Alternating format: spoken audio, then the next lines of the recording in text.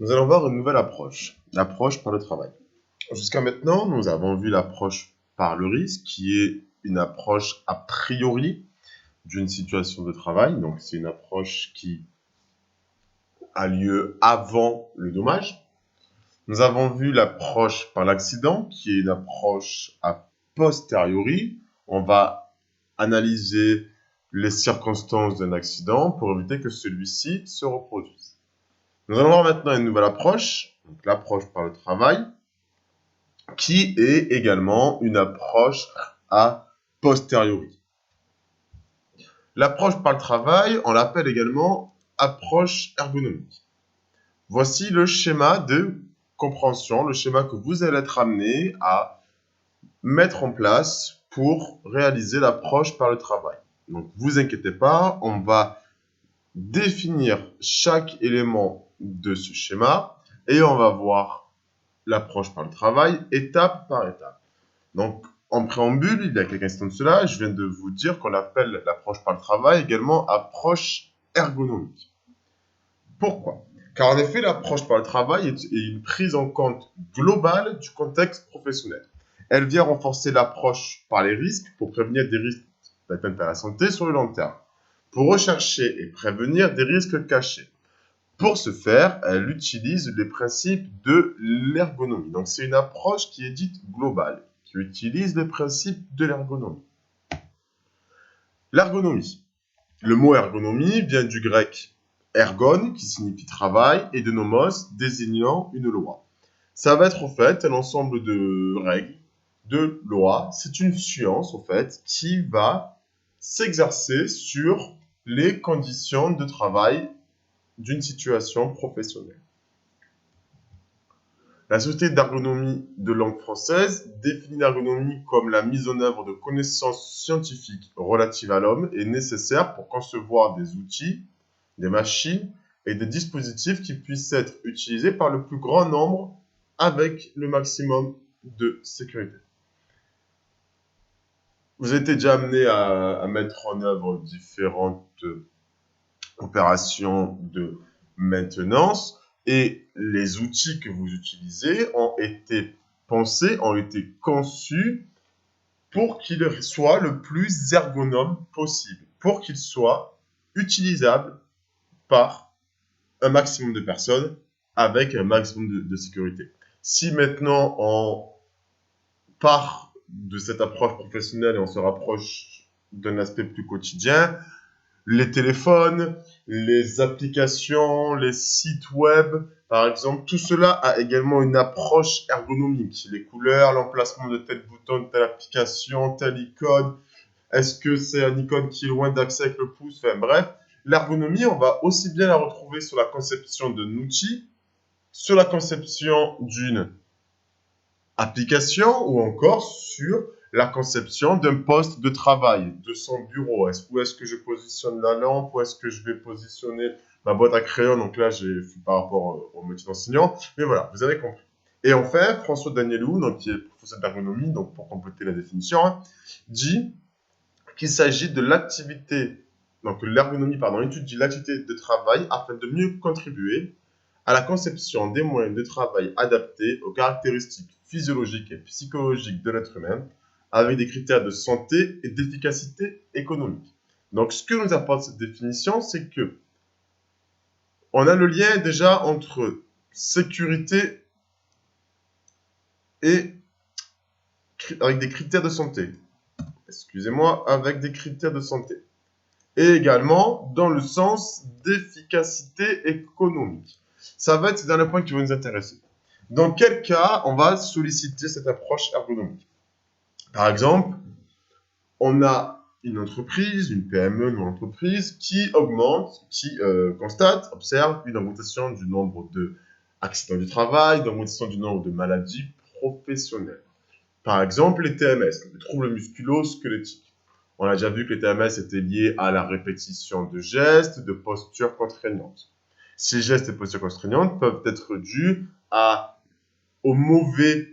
la mauvaise ergonomie, si on veut, d'un poste de travail ou à la mauvaise conception d'un outil. Donc, on va faire appel à des services de prévention de la santé, du milieu du travail, qui eux vont avoir des personnes spécialisées en ergonomie et on va les faire venir dans l'entreprise pour qu'ils mettent en œuvre cette approche par le travail. Donc ils vont partir, donc comme on a dit tout à l'heure, c'est une approche qui est globale et ils vont en fait étudier l'ensemble des situations de travail pour voir qu'est-ce qui peut être à l'origine d'une augmentation du nombre de maladies professionnelles, d'une augmentation du nombre d'accidents du travail, d'une augmentation du nombre de burn-out, par exemple.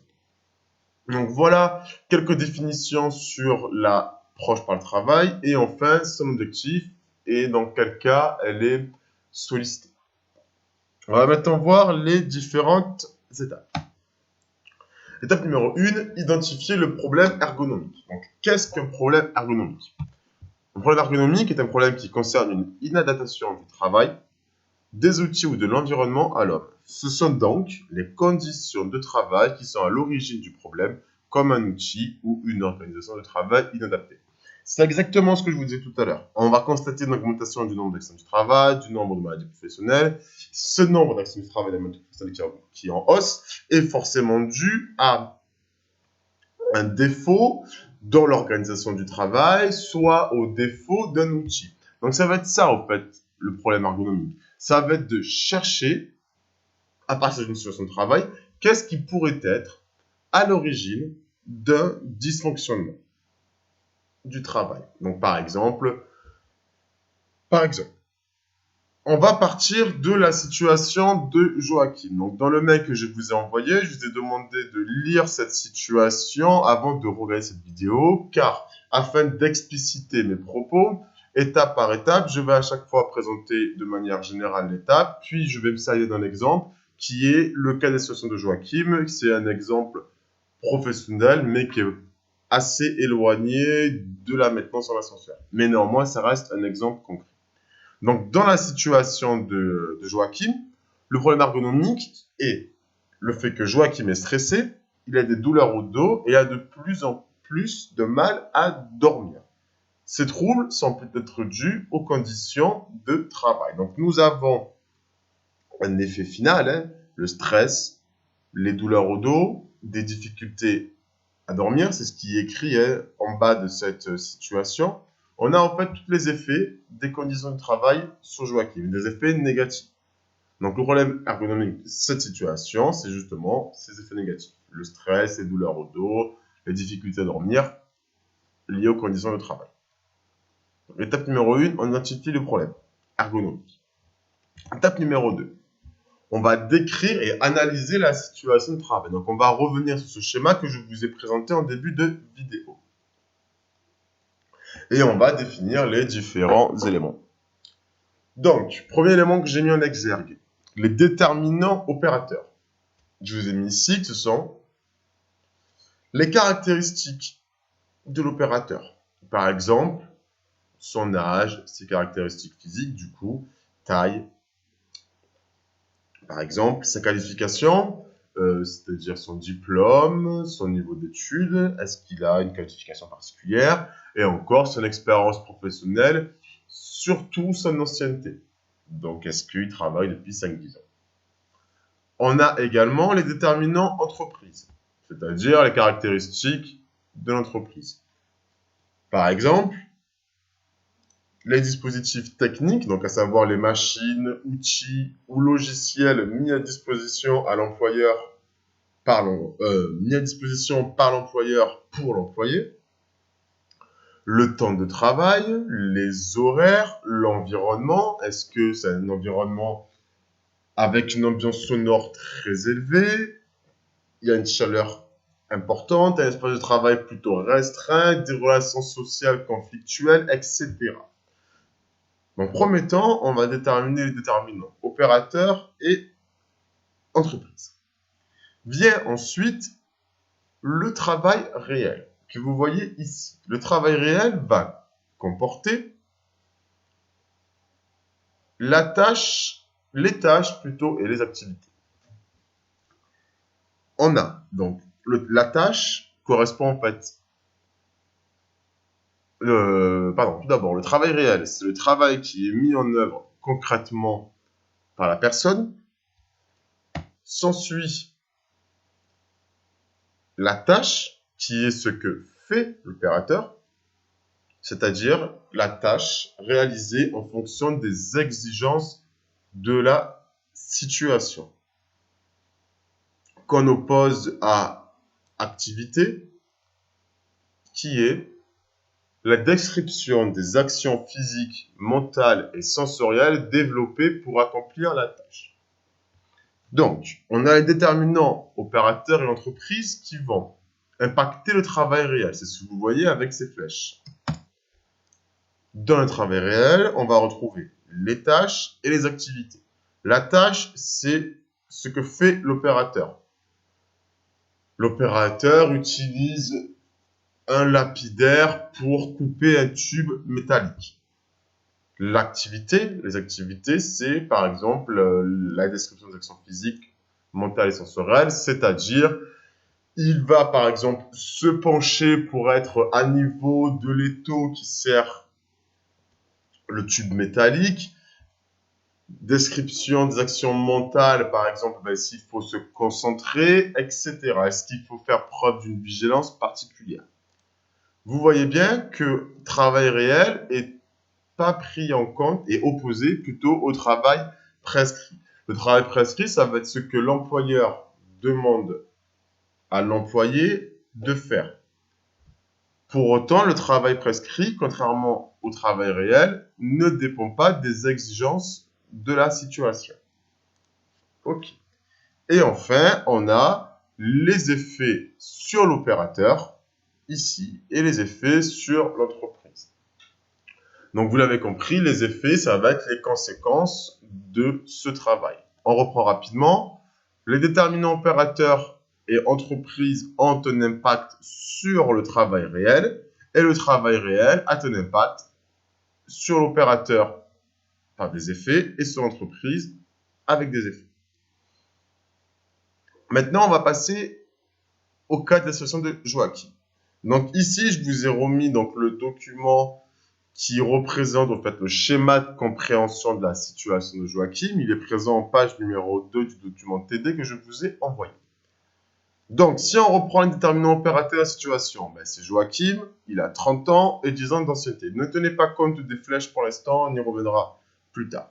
Déterminant entreprise, l'entreprise Barrio est une petite PME, elle travaille à flux tendu avec des horaires postés, une cadence de 20 phares par minute. Et enfin, on attend de la part des employés une certaine exigence sur la qualité des produits. Donc voilà pour les déterminants. Donc ce schéma que vous avez là, c'est au fait le même schéma de compréhension que vous avez ici, mais représenté autrement. Déterminant, travail prescrit que vous voyez est séparé du travail réel, on a bien la même chose. Et enfin, on a les impacts avec les effets, Ok. Concernant maintenant le travail prescrit à Joachim, il doit contrôler et ranger les phares. Maintenant, le travail réel. Donc, vous avez la liste ici et les activités qu'il met en œuvre pour réaliser ces tâches. Donc, vous avez le document, je vous laisse lire. Je ne vais pas les énumérer tout de suite. Et enfin, nous avons les effets sur l'opérateur que nous n'avons pas encore vraiment abordés. Donc, le travail réel a comme effet sur Joachim de provoquer du stress, des douleurs au dos et des problèmes de sommeil. On l'a déjà abordé. Et les effets sur l'entreprise. On a une baisse de productivité, on a les arrêts de travail qui vont avoir un coût pour l'entreprise, les clients sont pour l'instant satisfaits et les commandes sont honorées. Vous voyez, les effets peuvent être à la fois négatifs que positifs. Il ne faut pas éluder de l'approche par le travail les effets positifs du travail réel. Donc, ça, c'est la fin de l'étape numéro 2. On a rempli notre document.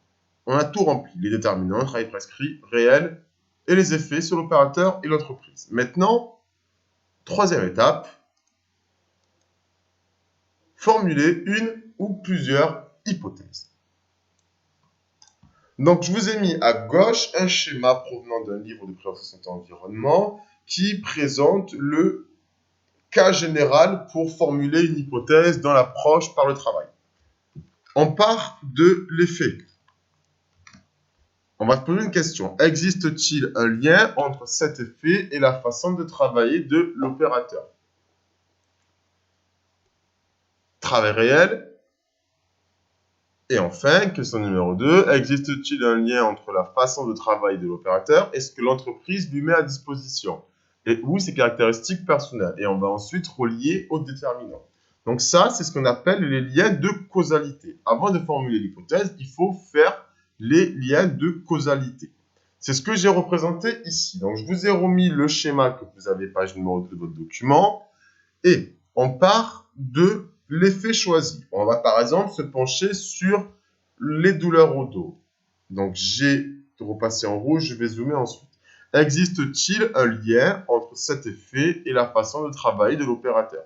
Donc en traçant une flèche entre douleur dans le dos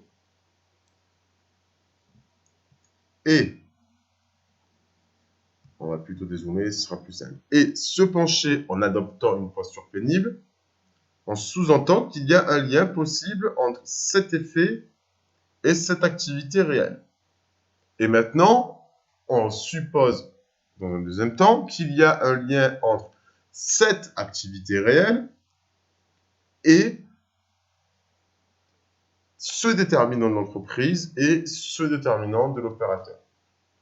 Donc, les douleurs au dos de Joachim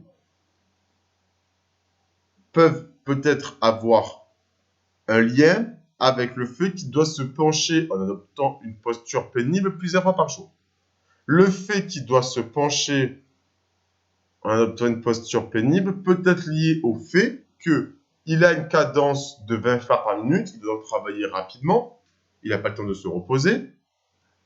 Cela peut être également dû au fait qu'il a 10 ans d'ancienneté. Effectivement, les douleurs au dos peuvent être provoquées par du travail sur le long terme. Donc, l'ancienneté va avoir également son importance. Donc, on part de l'effet et on remonte à une activité et enfin au déterminant. Donc, vous avez ensuite en gris d'autres liens de causalité possibles. Par exemple, le stress peut être lié au fait qu'il doit mémoriser des informations, analyser les éléments observés. Ça, c'est dû au fait que il y a une exigence sur la qualité de produit, sur le fait également qu'il travaille un horaire posté, donc il y a des horaires où il commence tôt le matin, il finit un peu tard en fin de journée. Tout cela toujours lié à l'ancienneté. Ok. Ensuite, après avoir formulé le lien de causalité, on va écrire l'hypothèse. Pour écrire l'hypothèse, on va respecter la formulation suivante. Il semblerait que les déterminants suivants, là vous remplacerez les pointillés par les déterminants en question, conduisent l'opérateur à, en complète par le travail réel, ce qui pourrait expliquer, et là on met un effet final. Par exemple, on va prendre toujours le cas de situation de Joachim. Il semblerait que les déterminants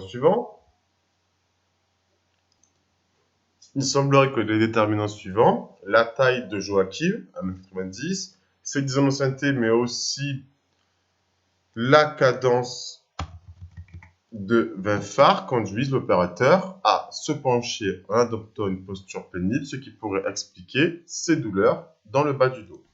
Donc, pour cette étape numéro 3, il est important de constater que l'hypothèse écrite est formulée dans le sens inverse qu'a été réalisé le lien de causalité.